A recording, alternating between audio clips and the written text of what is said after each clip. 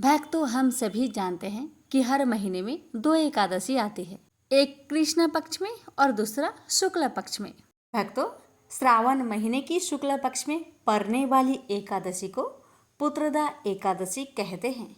पुत्रदा एकादशी साल में 2 बार आता है। एक पौष महीने की शुक्ल पक्ष की एकादशी को रखा जाता है और दूसरा सावन मास में पड़ने वाली पुत्रदा एकादशी का विशेष महत्व है। भक्तों, इस एकादशी को पवित्रोपना एकादशी या पवित्र एकादशी के नाम से भी जानते हैं।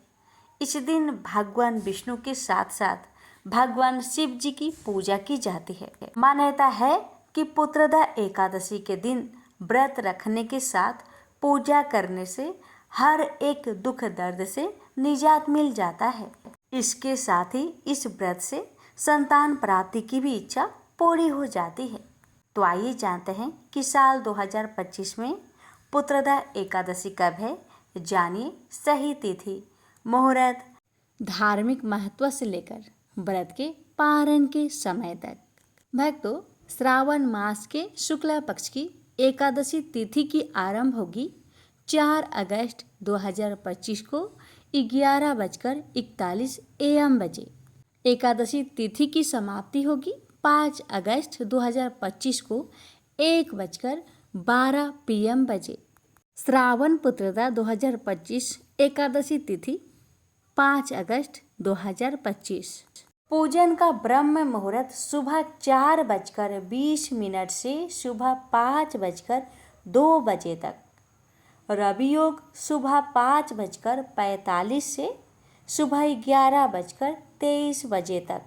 अभिजीत मुहूर्त दोपहर 12 बजे से दोपहर 12:54 बजे तक। शाम के समय पूजन का मुहूर्त शाम 7:09 बजे से शाम 7:30 बजे तक। श्रावण पुत्रदा एकादशी व्रत पारण का समय 6 अगस्त को सुबह 5:45 से 5:26 तक व्रत का पारण कर सकते हैं। पारण के दिन द्वादशी समाप्त होने का समय दोपहर 2:08 पर है। भक्तों, इस दिन भगवान विष्णु और माता लक्ष्मी जी की पूजा की जाती है। इस दिन सुबह जल्दी उठकर स्नान करके साफ वस्त्र पहनकर व्रत का संकल्प लेना चाहिए। पूजा के लिए चौकी पर पीला कपड़ा बिछाकर भगवान विष्णु और माता लक्ष्मी की प्रतिमा स्थापित करें। फिर गंगा जल और पंचामृत से अभिषेक करें। पीला चंदन, फूल, माला, तुलसी दल और भोग में फल, मिठाई, पंजीरी आदि अर्पित करें। पुत्रदा एकादशी व्रत कथा, विष्णु चालीसा और मंत्रों का पाठ करें और फिर आरती करें। इस दिन रात्रि जागरण करना बहुत शुभ माना जाता है। अब आइए श्रवण करते हैं श्रावण शुक्ल पुत्रदा एकादशी व्रत कथा। द्वापर युग के आरंभ में महिष्मती नाम की एक नगरी थी, जिसमें महिजीत नाम का राजा राज्य करता था। लेकिन पुत्रहीन होने के कारण राजा को राज्य सुखदायक नहीं लगता था। उसका मानना था कि जिसके संतान न हो उसके लिए यह लोक और परलोक दोनों ही दुखदायक होते हैं। पुत्र सुख की प्राप्ति के लिए राजा ने अनेक उपाय किए, परंतु राजा को पुत्र की प्राप्ति नहीं हुई। वृद्ध अवस्था आदि देखकर राजा ने प्रजा के प्रतिनिधियों को बुलाया और कहा, हे प्रजाजनों, मेरे खजाने में अन्याय से उपार्जन किया हुआ धन नहीं है। न मैंने कभी देवताओं तथा ब्राह्मणों का धन छीना है। किसी दूसरे की धरोहर भी मैंने नहीं ली। प्रजा को पुत्र के समान पालता रहा। मैं अपराधियों को पुत्र तथा बांधवों की तरह दंड देता रहा। कभी किसी से घृणा नहीं की, सबको समान माना है। सज्जनों की सदा पूजा करता हूँ।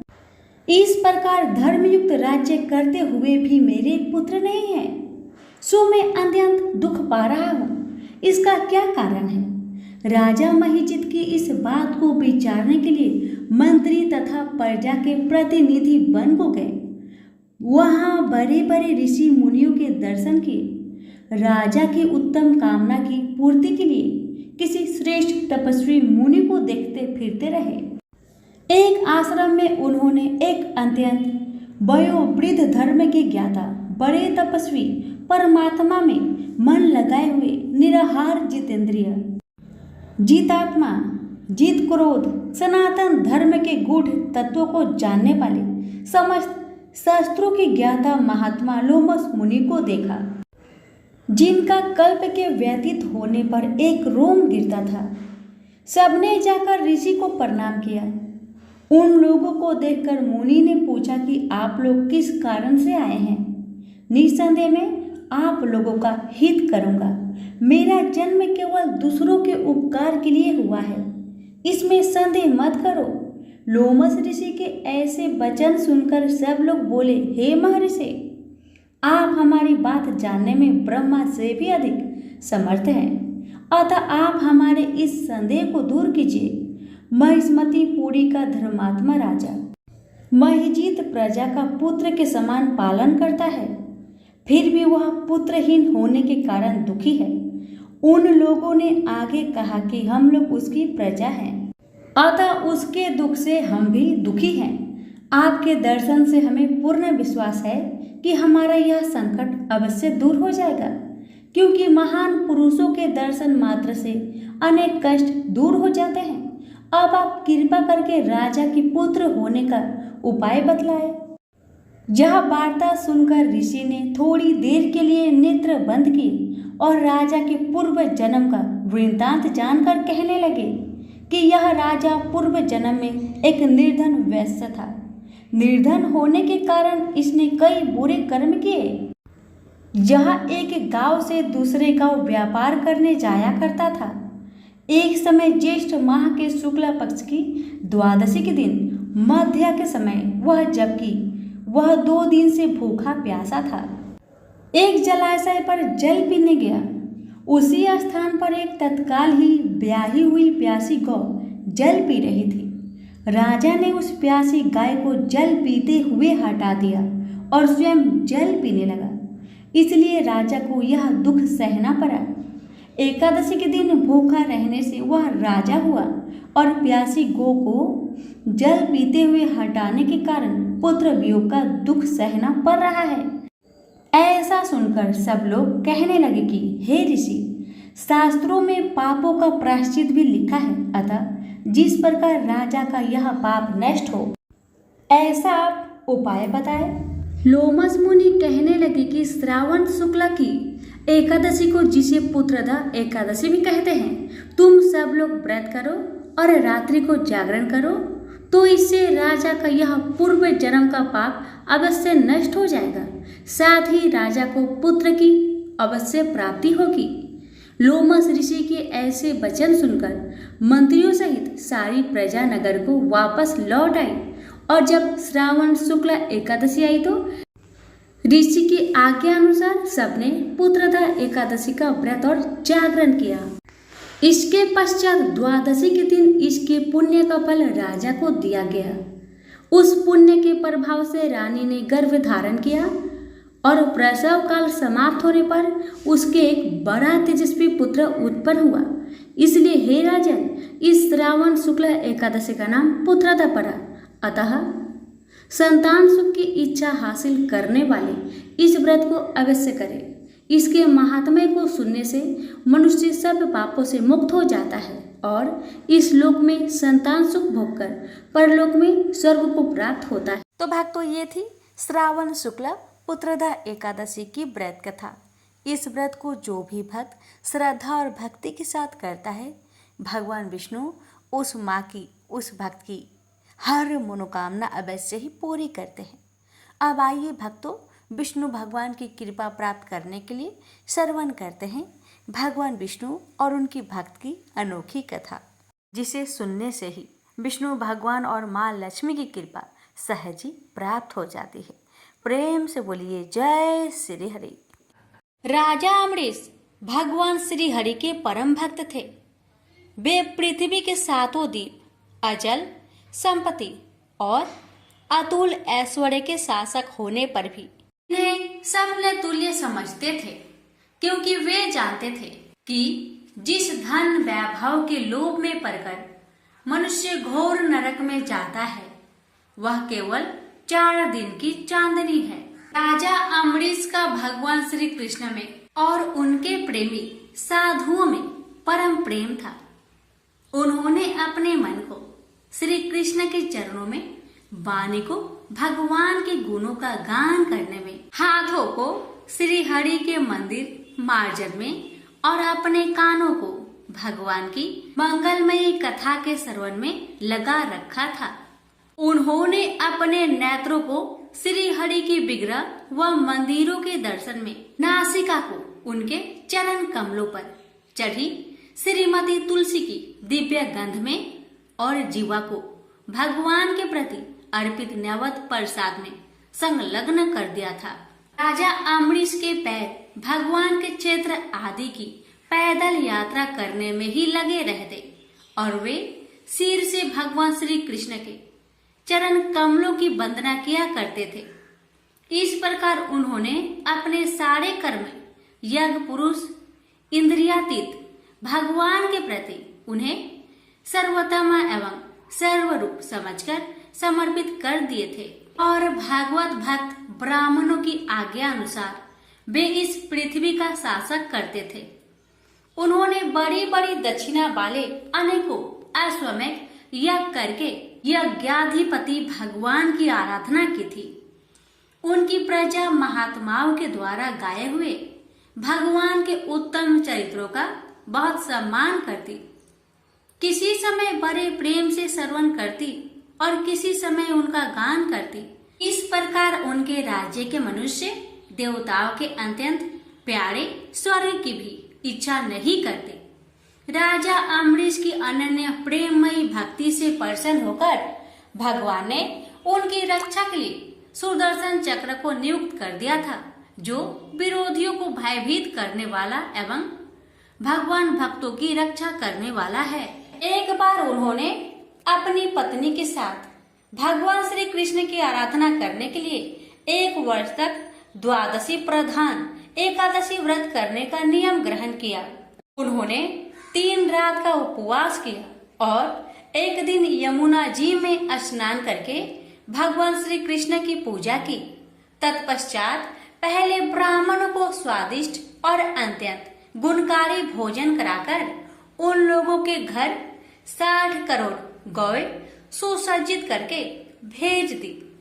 जब ब्राह्मणों को सब कुछ मिल चुका, तब राजा ने उन लोगों से आज्ञा लेकर व्रत का पारण करने की तैयारी की। उसी समय श्राप और वरदान देने में समर्थ स्वयं दुर्वासा जी भी उनके यहाँ अतिथि रूप में पधारे। राजा अम्बरीश उन्हें देखते ही उठकर खड़े हो गए, आसन देकर बैठाया और विविध सामग्रियों से उनके चरणों में प्रणाम करके भोजन के लिए प्रार्थना की। दुर्वासा जी ने राजा अम्बरीश की प्रार्थना स्वीकार कर ली और इसके बाद आवश्यक कर्मों से निवृत्त होने के लिए वे नदी तट पर चले गए। वे ब्रह्मा का ध्यान करते हुए यमुना के पवित्र जल में स्नान करने लगे। इधर द्वादशी केवल घड़ी भर शेष रह गई थी। धर्मज्ञ अम्बरीश ने धर्म संकट में पड़कर ब्राह्मणों के साथ परामर्श किया। उन्होंने कहा, ब्राह्मण देवताओं, ब्राह्मण को बिना भोजन कराए स्वयं खा लेना और द्वादशी रहते पारण न करना दोनों ही दोष है। इसलिए इस समय जैसा करने से मेरी भलाई हो और मुझे पाप न लगे, ऐसा काम करना चाहिए। तब ब्राह्मणों के साथ विचार करके उन्होंने कहा, ब्राह्मणों, श्रुतियों में ऐसा कहा गया है कि जल पी लेना भोजन करना भी है, नहीं भी करना है। इसलिए इस समय केवल जल से पारण किए लेता हूँ। ऐसा निश्चय करके मन ही मन भगवान का चिंतन करते हुए राजश्री अम्बरीश ने जल पी लिया और फिर दुर्वासा जी के आने की राह देखने लगे। दुर्वासा जी आवश्यक कर्मों से निवृत्त होकर यमुना तट से लौट आए।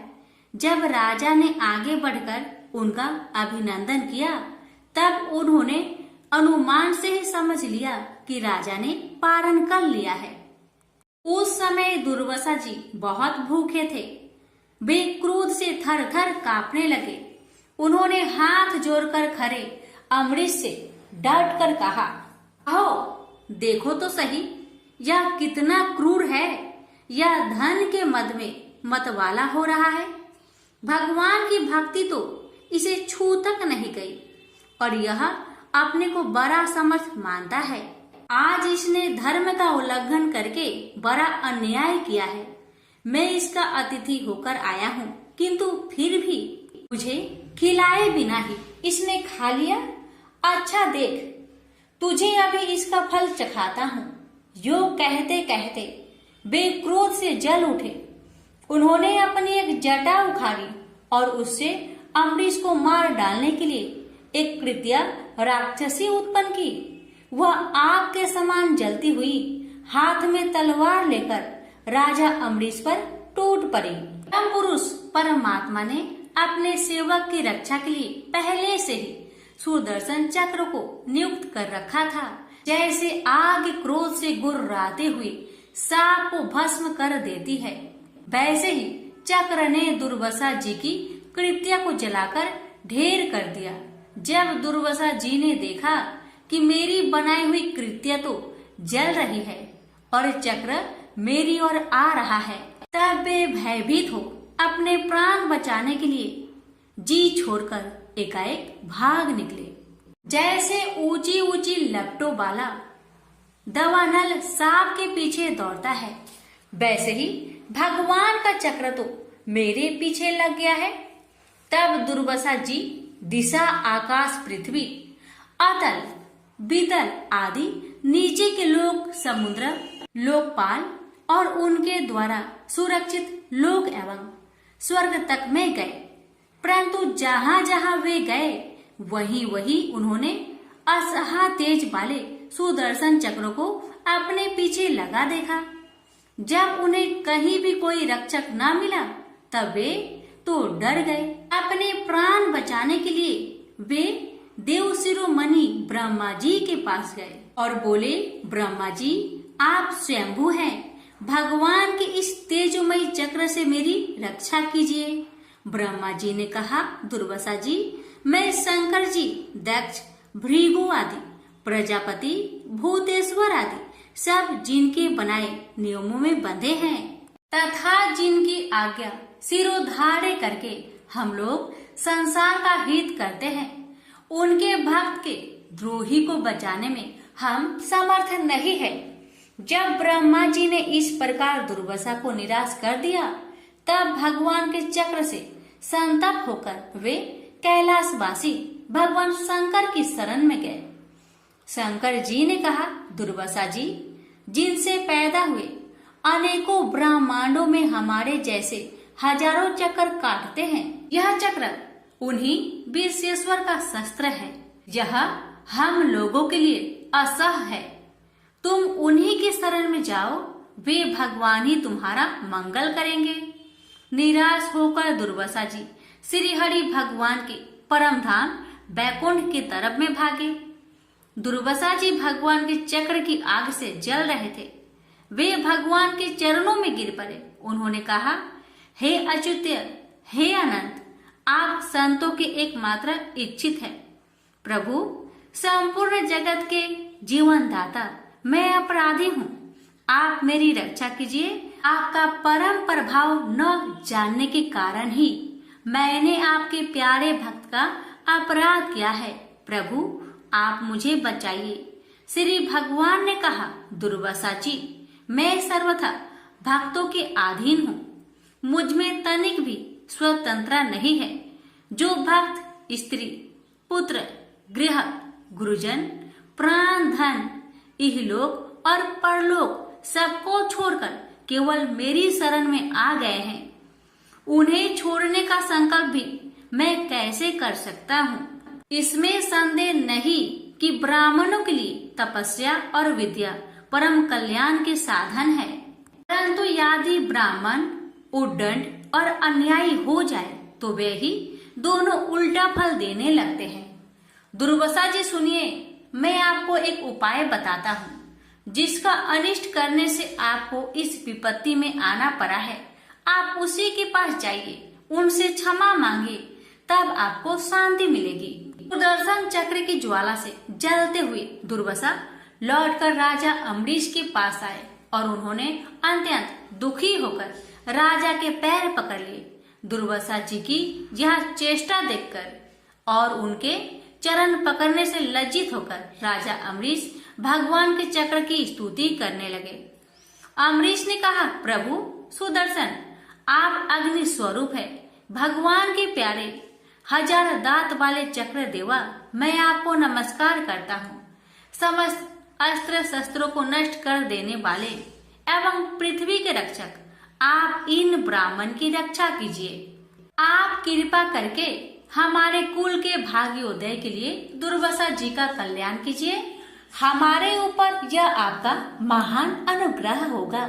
यदि मैंने कुछ भी दान किया हो, यज्ञ किया हो अथवा अपने धर्म का पालन किया हो, यदि हमारे वंश के लोग ब्राह्मणों को ही अपना आराध्य देव समझते रहे हो, तो दुर्वासा जी की जलन मिट जाए। भगवान समस्त गुणों के एकमात्र आश्रय स्थल है। यदि मैंने समस्त प्राणियों की आत्मा के रूप में उन्हें देखा हो और वे मुझ पर प्रसन्न हो, तो दुर्वासा जी का हृदय की सारी जलन मिट जाए। अब राजा अम्बरीश ने दुर्वासा जी को सब ओर से जलाने वाले भगवान के सुदर्शन चक्र की इस प्रकार स्तुति की। तब उनका प्रार्थना से चक्र शांत हो गया। जब दुर्वासा चक्र की आग से मुक्त हो गए और उनका चित्त स्वस्थ हो गया, तब वे राजा अम्बरीश को अनेकानेक उत्तम आशीर्वाद देते हुए उनकी प्रशंसा करने लगे। दुर्वासा जी ने कहा, धन्य है, आज मैंने भगवान के प्रेमी भक्त का महत्व देखा। राजन, मैंने आपका अपराध किया, फिर भी आप मेरे लिए मंगल कामना ही कर रहे हैं। महाराज अम्बरीश, आपका हृदय करुणा भाव से परिपूर्ण है। आपने मेरे ऊपर महान अनुग्रह किया। अहो, आपने मेरे अपराध भुलाकर मेरी रक्षा की है। जब से दुर्वासा जी चक्र से जीवन रक्षा के लिए भाग रहे थे, तब से राजा अम्बरीश ने भोजन नहीं किया था। वे दुर्वासा जी के लौटने की राह देख रहे थे। अब उन्होंने दुर्वासा जी के चरण पकड़ लिए और उन्हें प्रसन्न करके विधि पूर्वक भोजन कराया। दुर्वासा जी ने बहुत ही संतुष्ट होकर राजा अम्बरीश के गुणों की प्रशंसा की और उनके बाद उनसे अनुमति लेकर आकाश मार्ग से प्रस्थान किया। जब सुदर्शन चक्र से भयभीत होकर दुर्वासा जी भाग रहे थे, तब से लेकर उनके लौटने तक 1 वर्ष का समय बीत गया था। इतने दिनों तक राजा अम्बरीश उनके दर्शन की आकांक्षा से केवल जल पीकर रहे। दुर्वासा जी के जाने के बाद उनके भोजन से बचे हुए अत्यंत पवित्र अन्न को राजा ने सपरिवार ग्रहण किया। कुछ वर्ष बीतने पर राजा अम्बरीश ने अपने ही समान भक्त पुत्र पर राज्य का भार छोड़ दिया और स्वयं वन में चले गए। वहां वे बड़ी धीरता के साथ आत्म स्वरूप भगवान में अपना मन लगाकर गुणों के प्रवाह रूपी संसार से मुक्त हो गए। प्रेम से बोलिए, लक्ष्मी नारायण की जय।